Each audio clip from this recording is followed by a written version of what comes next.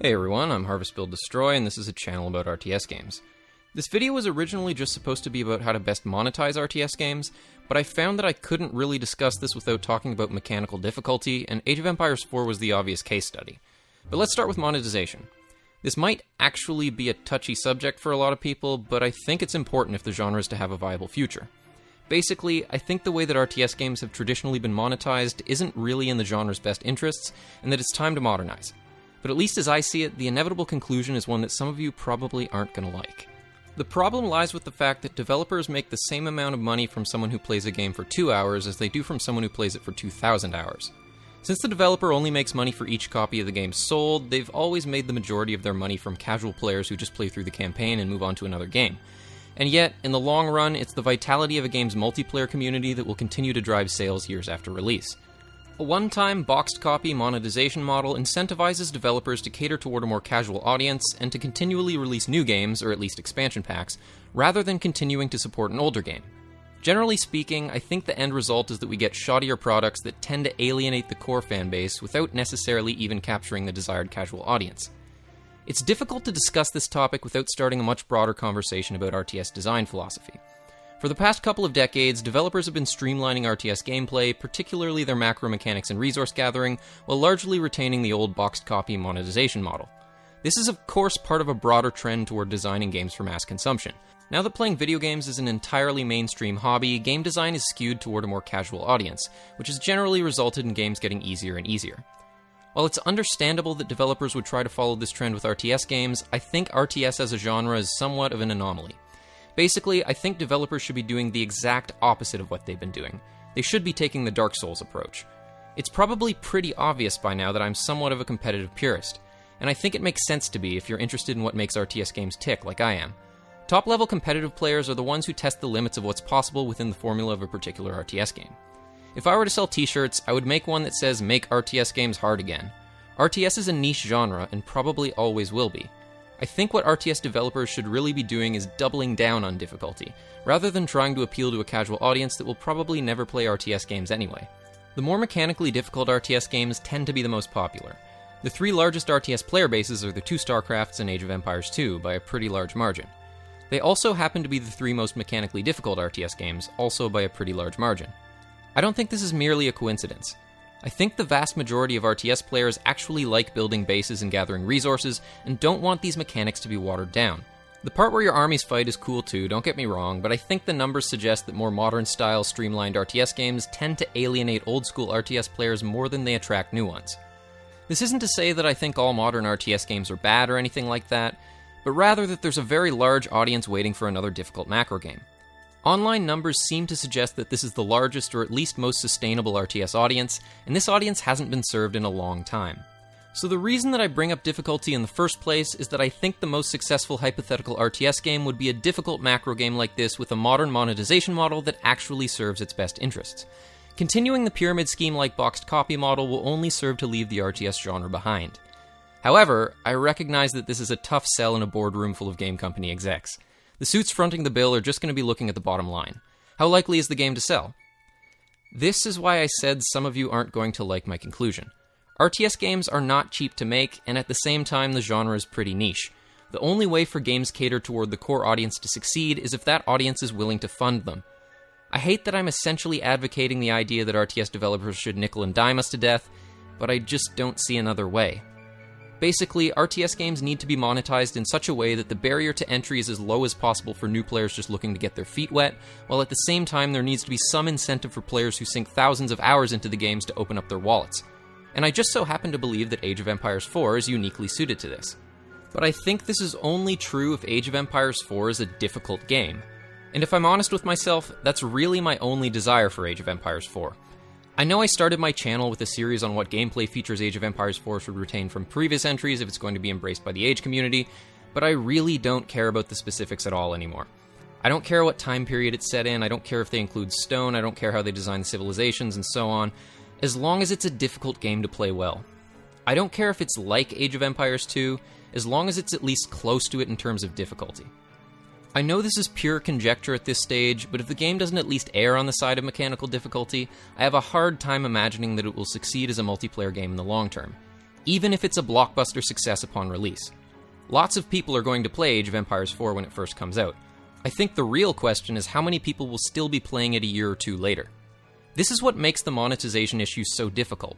An RTS game can sell a lot of units when it first comes out based on hype. Numerous RTS games have sold over 1 million copies, yet very few have maintained large multiplayer followings years after release. Some of the games that have sold well have had pretty tiny online populations not very long after release. And again, the games that do maintain large player bases tend to be the more difficult ones. Sure, you could say that balance is a factor in this, and it certainly is, but the balance of just about every RTS game ever released has been bad on launch day. It's almost inevitable. I don't think balance issues alone are enough to explain this trend. It seems pretty clear to me that the majority of RTS players who sink large numbers of hours into their respective game want to play hard games, and that that's a large part of the appeal of RTS games in the first place. Thankfully, there are plenty of other possible ways to monetize RTS games aside from the one-time sale that I think would better serve their longevity and incentivize developers to continue to support them long-term. Throughout this, I'm going to try to discuss everything both generally and in relation to Age of Empires 4, at least to the extent that I can, given that we don't actually know anything concrete about it yet. But before I go into the nitty-gritty of how this could be done, I should probably lay out my overall philosophy for how we should approach monetization in the first place. I think that players who spend a larger number of hours playing a game should somehow be incentivized to spend more money on it than players who only play it for a short period of time, without being overtly forced to. The larger the portion of a game's overall profits made by active players, the more reason the company making it has to design and maintain it with them in mind. The more opportunities the developers have to potentially make money off of players, the better, so long as the game doesn't feel oppressively freemium. That's a really difficult line for developers to try to toe, and I'm going to try to suggest some different ways this could be done in the rest of this video.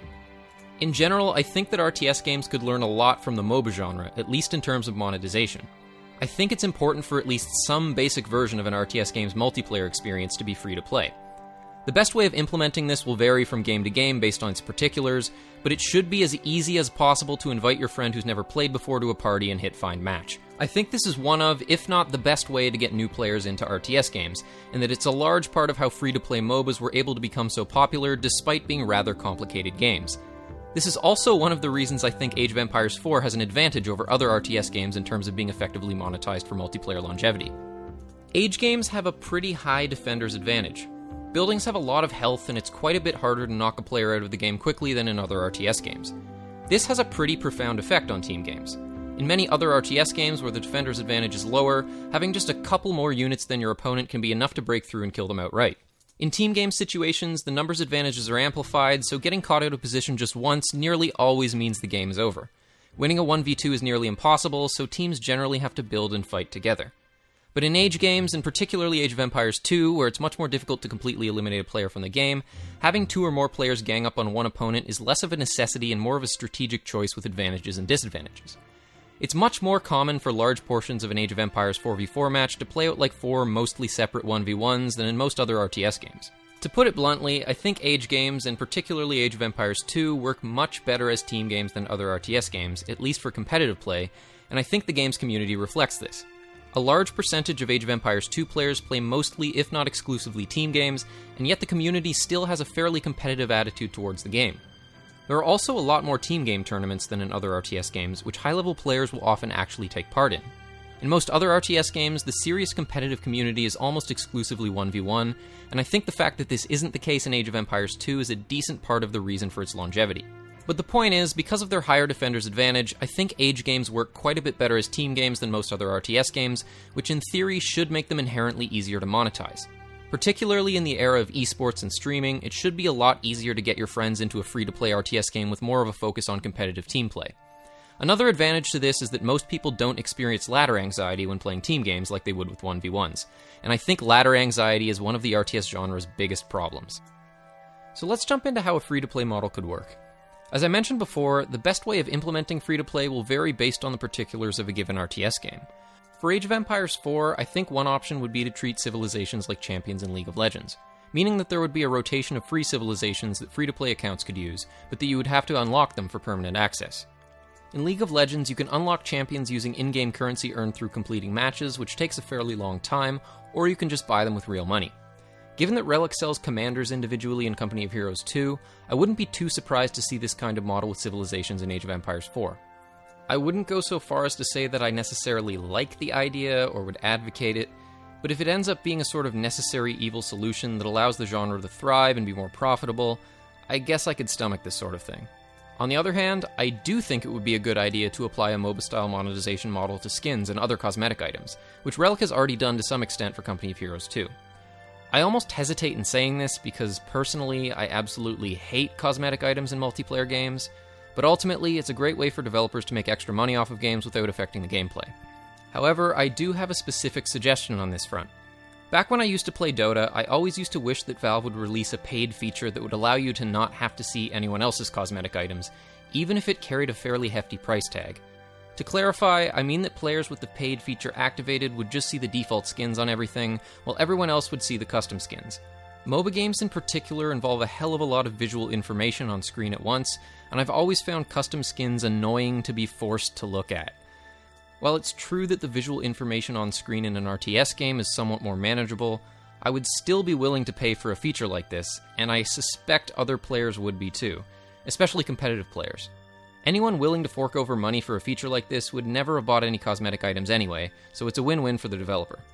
And while I think monetized cosmetic items might be worth considering for RTS games in general, I think Age of Empires 4 is more suited to this than most, since there will presumably be a large number of civilizations in the game, each with millennia of history that Relic could draw upon.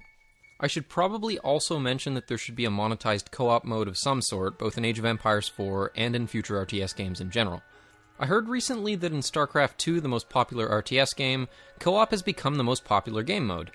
While Age of Empires 4 should definitely hop on that bandwagon as much as it can, I don't really have anything particularly insightful to say aside from that, as those game modes don't really appeal to me.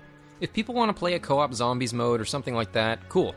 Anything that brings in more players and cash flow is great as far as I'm concerned. There's one last thing I want to suggest before moving on to single player, and that's a subscription model. I don't mean as the only method of paying for a game, but in addition to everything else I've discussed so far. It could work like this. You pay a reasonable monthly rate similar to an MMORPG, and while your subscription is active, the entire game is unlocked for you. When your subscription runs out, you go back to just having access to whatever you've unlocked. If the game uses a League of Legends style in-game currency for unlocking things, maybe you earn experience at twice the normal rate while your subscription is active or something like that. Anyway, just a thought. Now let's talk about single player. While I do think it's a mistake for RTS games to be designed with the casual campaign player specifically in mind, I still think that developers should try and make as much money from this market as they can without compromising the integrity of the multiplayer game. It should go without saying that the campaign should cost money, but what about the design of the campaign itself? There are two main schools of thought on what constitutes a quality RTS campaign. On one end of the spectrum, there's the glorified tutorial, and on the other, the long-form cinematic experience packed with content not found in the game's multiplayer component. If the goal is to monetize a game with multiplayer longevity in mind, then getting more players to actually try the multiplayer game should be a part of the strategy, even in the way that the single-player portion of the game is designed. So I think that the ideal RTS campaign should indeed be a glorified tutorial, but the story and pacing should be captivating enough that you don't really notice that that's what it is while you're playing it. I think that adding units and upgrades not found in the multiplayer version of a game is generally a bad idea. That's not to say that doing this can't make for a great single-player campaign experience, it certainly can, but like I said, I think at least part of the purpose of an RTS game's campaign should be to ease the player into their first multiplayer match. I suspect that many players who play through campaigns with extra gameplay features, like the StarCraft 2 campaign for instance, find it disappointing that many of these features don't exist in multiplayer. In my experience, the added units are never as well designed as the ones found in the multiplayer component anyway. If they were, they probably would have been included in the first place. To my mind, the best RTS campaign is still the Warcraft 3 Reign of Chaos campaign. Over 32 missions, the player gets to play all 4 of the game's playable races and is introduced to 1 or 2 new units in every mission. The missions are usually designed in such a way that the new unit is pretty useful, and you get the chance to use all of its castable abilities and see what it's capable of. By the end of the campaign, you're familiar enough with the game to play online and have at least some idea of what you can expect out of your opponent.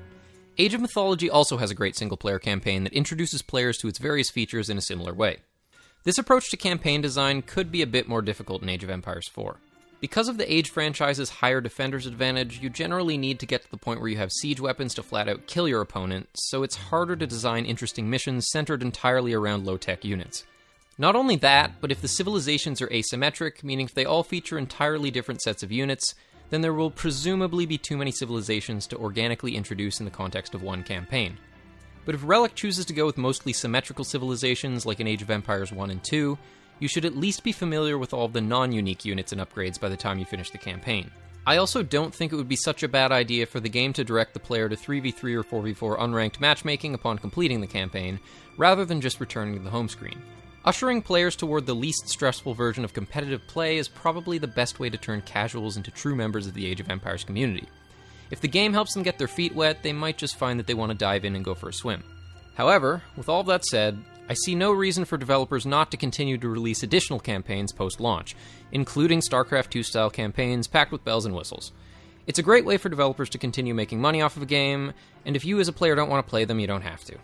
But I would argue that the campaign a game ships with really ought to ease the player into the multiplayer experience, if multiplayer longevity is the monetization strategy in the first place. If the core RTS gameplay itself is robust enough, and the story, pacing, and mission design are good enough, a campaign featuring only content found in a game's multiplayer component should still be fun to play. If not, the game probably has bigger problems than an absence of bells and whistles. I guess this raises the question of what relevance the traditional concept of the expansion pack has in relation to a free-to-play model, and the answer is I'm not entirely sure. Expansion packs typically bundle some combination of new factions, units, and upgrades with a new single-player campaign. With the kind of monetization model that I've been discussing in this video, the developer would already be selling individual campaigns and factions, and the idea of selling individual units and upgrades for pre-existing factions would be rather too freemium for my taste. The hype that goes along with an expansion pack is a good thing, and it would be a shame to lose it in the process of modernizing RTS monetization. Looking at Age of Empires 4 specifically, I guess the answer could just be to release a new campaign along with new civilizations all at once, as a traditional expansion pack, but to sell them individually, more like an expansion pack for a trading card game. Alright, so that's just about all I have to say about modernizing the way RTS games are monetized. I don't really like that I'm sort of half-advocating the various strategies that I've talked about in this video, but at the end of the day, making video games is a business. I get that this is a tough sell in the post-Napster world where we expect everything to be free, but if companies can't make money off of these games, they're going to stop making them. We have to vote with our dollars. It's true that RTS isn't as popular as it used to be, but I think it could be a hell of a lot more popular than it is now if developers were financially rewarded for designing games with the people who will actually play them in mind. That's all for this video. Thanks for watching, and thanks to all of my new subscribers. I only had 85 or 90 subscribers when I posted my last video, and, well, now I have rather more than that. I've always thought of this channel as a healthy outlet for an unhealthy obsession, so thanks for enabling me. If you enjoyed this video, rate, comment, subscribe, hit the notifications bell, all that stuff. See you soon.